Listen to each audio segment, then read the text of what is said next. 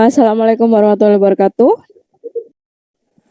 Waalaikumsalam Waalaikumsalam warahmatullahi wabarakatuh, Bu Rista. Waalaikumsalam warahmatullahi wabarakatuh. Oke, selamat siang teman-teman. Bagaimana kabarnya? Semoga semua dalam keadaan sehat walafiat ya. Amin.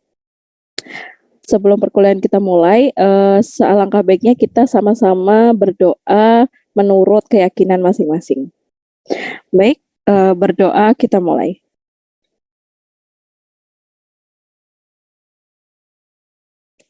Oke, berdoa selesai. Baik, terima kasih teman-teman. Oke, saya ingin perkenalkan diri. Izinkan saya share screen untuk persiapan perkuliahan.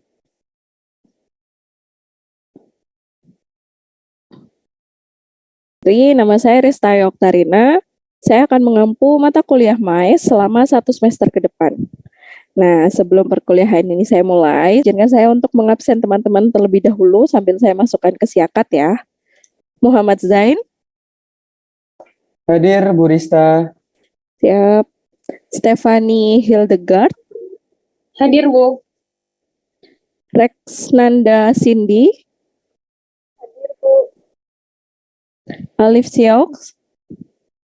Hadir, Bu. Siti Konia. Hadir, Bu. Ya, terima kasih teman-teman. Baik, sebelumnya saya akan menjelaskan tentang kontrak perkuliahan.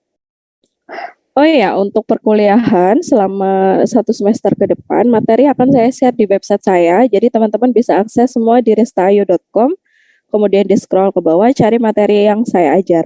Misalkan untuk pertemuan hari ini adalah MAIS, jadi bisa diklik di MAIS, kemudian di kontrak perkuliahan. Oke. Jadi ini adalah pertemuan pertama mata kuliah MAIS dengan kode SKH 348, 3 SKS dan untuk semester 6. Jadwalnya adalah hari Kamis pukul 1 hingga setengah 4 sore.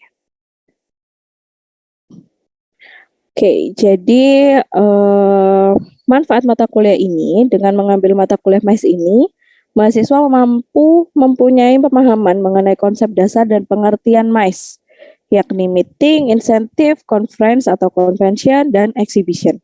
Dan tahapan-tahapan manajemen MAIS dimulai dari perancangan desain kegiatan, penyusunan konsep acara, anggaran biaya, penyusunan proposal kegiatan, penyelenggaraan, hingga evaluasi kegiatan. Nah, apa sih MAIS itu sendiri? Jadi, mata kuliah ini itu mempelajari tentang pemahaman istilah MAIS, serta mempelajari cara membuat perencanaan, pengorganisasian pelaksanaan melalui kinerja mandiri, bermutu, terukur, dan sikap bertanggung jawab dengan menerapkan pemikiran yang logis, kritis, sistematis, dan inovatif, serta mengevaluasi pelaksanaan kegiatan melalui penerapan penggunaan komunikasi verbal, nonverbal, visual, dan media digital. Nah, ini adalah peta rancangan pembelajaran mata kuliah MAIS selama 1 semester ke depan.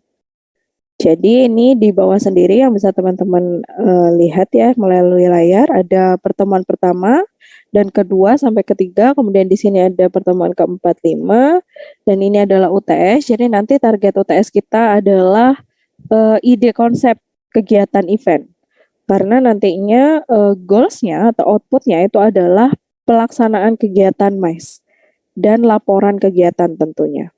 Jadi nanti pada pertemuan terakhir, 3 pertemuan terakhir, kita akan sudah mulai mendiskusikan bagaimana kegiatan MAIS apa yang akan kita laksanakan gitu ya, yang akan kita adakan. Nah, strategi perkuliahannya yang pertama adalah perkuliahan dilaksanakan secara daring dan luring dengan komponen 80% daring dan 20% luring. Dan media yang kita gunakan, perkuliahan daring adalah Google Classroom, Google Meet, sedangkan untuk luring pertemuannya di laboratorium PR. Nah, perkuliahan ini lebih banyak dilakukan dengan cooperative learning. Dengan demikian, setiap mahasiswa diharapkan untuk menyampaikan gagasan dalam pembahasan, baik berupa pendapat pribadi atau pendapat kelompok.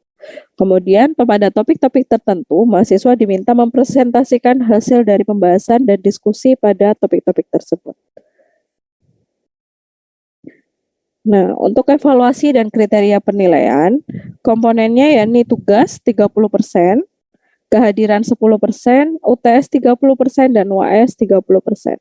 Nilai total akhir mahasiswa bergantung pada hasil total evaluasi penilaian dengan persentase seperti dijelaskan di samping, dan tidak ada tugas lain untuk mempernilai yang diperoleh dari total evaluasi, dan tidak ada ujian susulan. Di sini sudah saya sampaikan di depan ya teman-teman untuk evaluasi dan kriteria penilaiannya. Nah, untuk UTS sendiri, UTS akan dilaksanakan pada minggu ke-8 dalam bentuk presentasi konsep ide kegiatan MAIS dengan bobot penilaian untuk mendapatkan nilai A. Jadi teman-teman harus menampilkan atau menyampaikan poin-poin yang singkat, jelas, dan memiliki penguasaan materi, keterampilan komunikasi, dan manfaat multimedia yang baik. Untuk nilai B adalah berarti ada yang kurang, ya ini kurang keterampilan komunikasinya. Untuk nilai C adalah kurang dalam keterampilan komunikasi dan penguasaan materi, dan D tidak memenuhi kaidah A, B, dan C. Jadi di sini teman-teman sudah bisa mengkalkulasi sendiri akan mendapatkan poin berapa kira-kira ketika UTS nanti. Nah, untuk UAS-nya, UAS akan dilaksanakan pada minggu ke-16 dalam bentuk praktek kegiatan MAIS. Nah, bobot penilaiannya sendiri dilihat dari kompetensi dan kinerja masing-masing individu dan kelompok.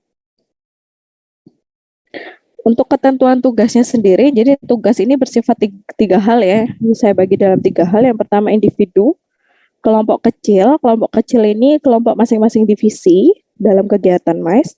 Dan yang terakhir adalah kelompok besar. Kelompok besar adalah kelompok satu kelas. Gitu. Kemudian yang kedua, pengumpulan tugas ditetapkan sesuai jadwal dan harus dikumpulkan sebelum pembelajaran dimulai. Jadi ketika pembelajaran dimulai pukul 1, jadi saya minta tugas bisa dikumpulkan sebelum pukul 1. Kemudian yang terakhir, konsekuensi keterlambatan nilai yang didapat hanya 75% untuk telat, untuk ketika teman-teman telat mengumpulkan lebih dari jam 1 gitu ya. Nah, untuk yang telat 1 hari, teman-teman konsekuensinya hanya mendapatkan 50% dari semua nilai. Kemudian telat lebih dari 1 hari, saya isikan 0. Jadi saya anggap teman-teman tidak mengumpulkan tugas tersebut. Nah, untuk jadwal perkuliahan sendiri untuk kelas A dan B hari Kamis pukul 1 sampai setengah 4 sore, kelas C itu setiap malam, hari Jumat pukul 6 sampai jam 8 malam, dan jika hari libur maka akan ada pertemuan pengganti dengan jadwal yang akan kita tentukan terlebih dahulu. Untuk peraturan kelas sendiri, absensi perkuliahan ketika menggunakan media pembelajaran Google Classroom akan diberikan kolom tersendiri untuk absensi. Dan untuk menggunakan Google Meet, absensi akan saya lakukan berdasarkan yang join dan akan saya panggil. Kemudian selama perkuliahan menggunakan Google Meet, mahasiswa diwajibkan untuk aktif dan on-cam. Untuk online interaction sendiri, saya ada di nomor WhatsApp ini, tertera pada layar, dan live chat di yuristayo.com. Oke, ini adalah buku-buku yang saya gunakan selama 1 semester ke depan. Boleh untuk teman-teman catat dan silahkan untuk teman-teman cari bukunya atau nanti kita diskusikan. Atau bila ada e-book nanti akan saya bagikan lewat website saya. Oke, terima kasih untuk kontrak perkuliahan sudah selesai. Di sini apakah bisa disepakati teman-teman? Bisa, Bisa, Bu. Bu. Bisa disepakati. Oke, terima kasih. Mungkin ada pertanyaan atau pernyataan yang ingin disampaikan? Sementara udah cukup, Ibu.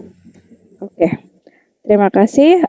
Selanjutnya saya akan menjelaskan untuk materi hari ini. Jadi pertemuan hari ini yang pertama adalah tentunya saya ingin menjelaskan tentang apa itu pengertian MAIS. Saya ingin mengetahui dari persepsi teman-teman atau perspektif teman-teman, apa sih kira-kira MAIS itu? Kalau pertama kali ya Bu, Zen mengetahui MICE, Meeting, Incentive, Convention, dan juga Exhibition itu berarti sebuah event yang itu kita kelola.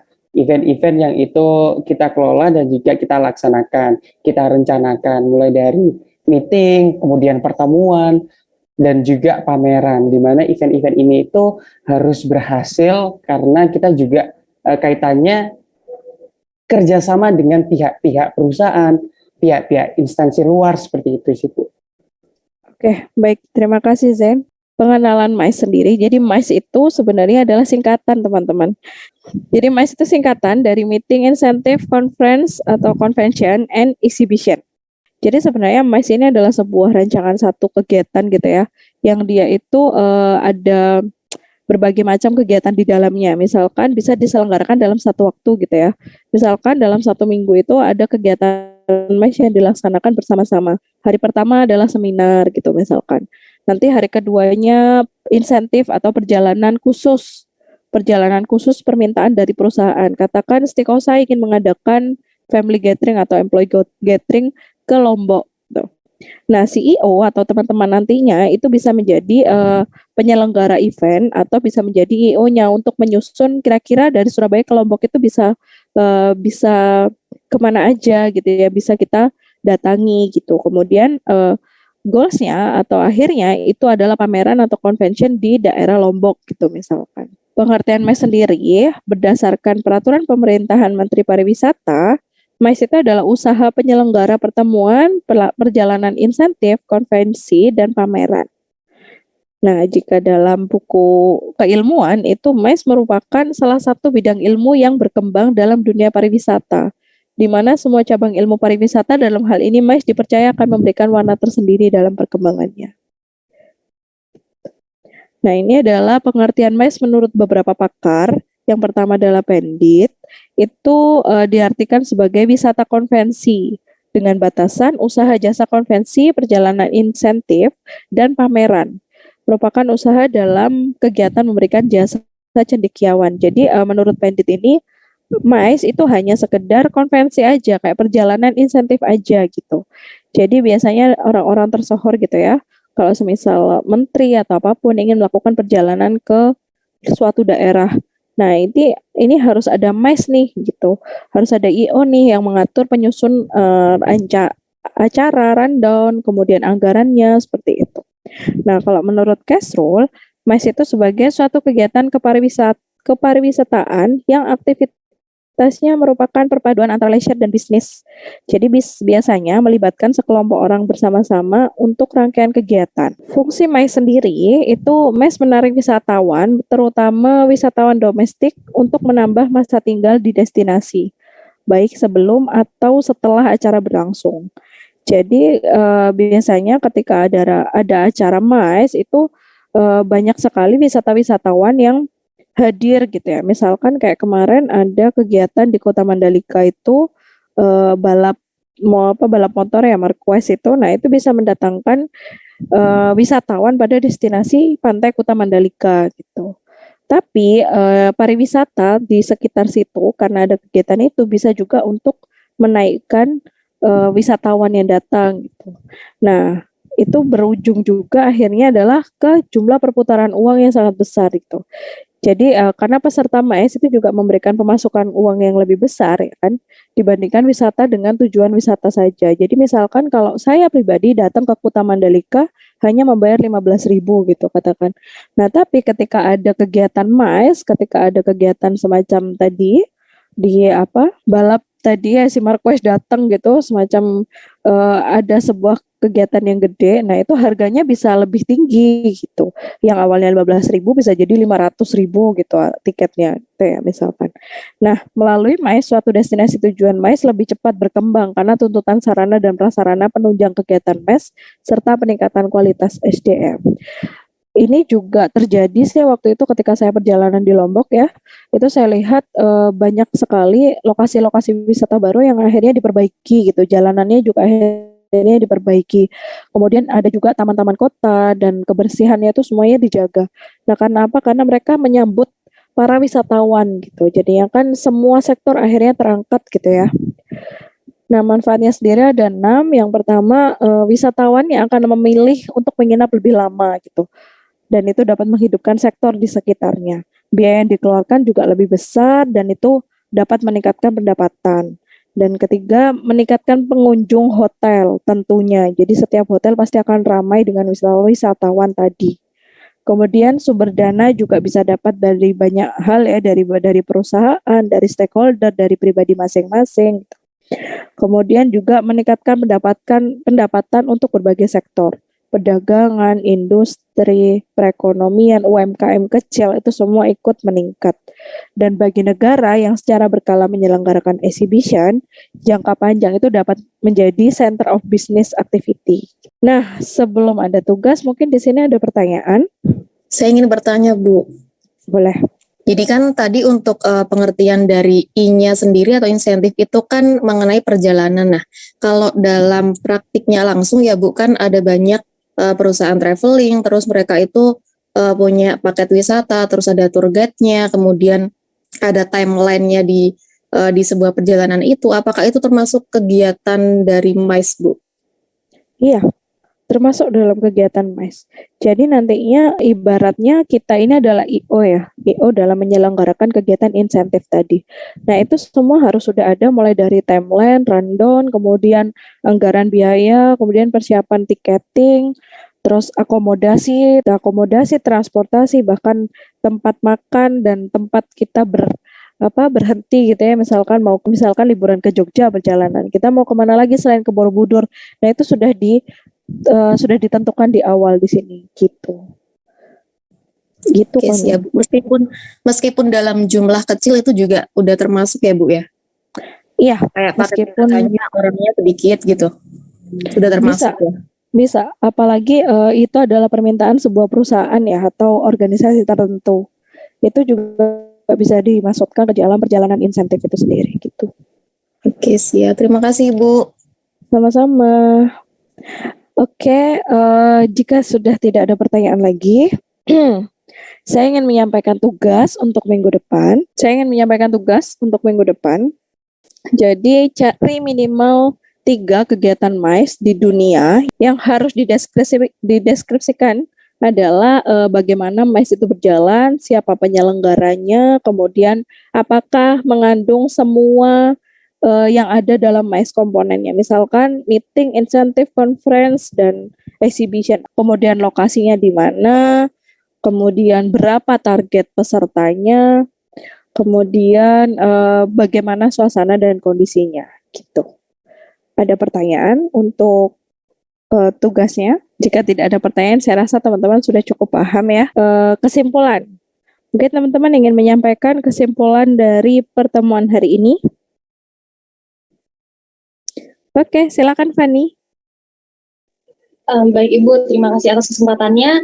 Mungkin dari apa yang sudah kita diskusikan di kelas pada hari ini, yang bisa saya pahami dan bisa saya temukan adalah bahwasannya MICE ini memiliki pengaruh yang sangat besar dalam keberhasilan suatu event. Sebab di MICE ini kita juga belajar bagaimana caranya manajemen agar event tersebut bisa berjalan dengan baik. Sebab event ini kan kompleks ya Bu, jadi betul-betul memang kita harus mempersiapkannya dengan matang. Dan dampaknya juga besar banget untuk internal maupun eksternalnya. Terima kasih, Bu. Oke, terima kasih Fani. Baik, sama yang disampaikan Fani, jadi MICE ini adalah kegiatan event yang sangat berdampak besar. Jadi alangkah baiknya nanti ketika teman-teman mulai merancang kegiatan MICE, jadi lebih dimatangkan konsepnya gitu ya, karena akan berdampak besar sekali untuk kita dan sebagai media proses pembelajaran nantinya. Oke, terima kasih teman-teman untuk mengikuti mata kuliah hari ini. Semoga teman-teman sehat selalu. Sampai ketemu minggu depan. Assalamualaikum warahmatullahi wabarakatuh. Selamat siang. Assalamualaikum warahmatullahi wabarakatuh. Terima kasih materinya Bu Rizka. Sama-sama.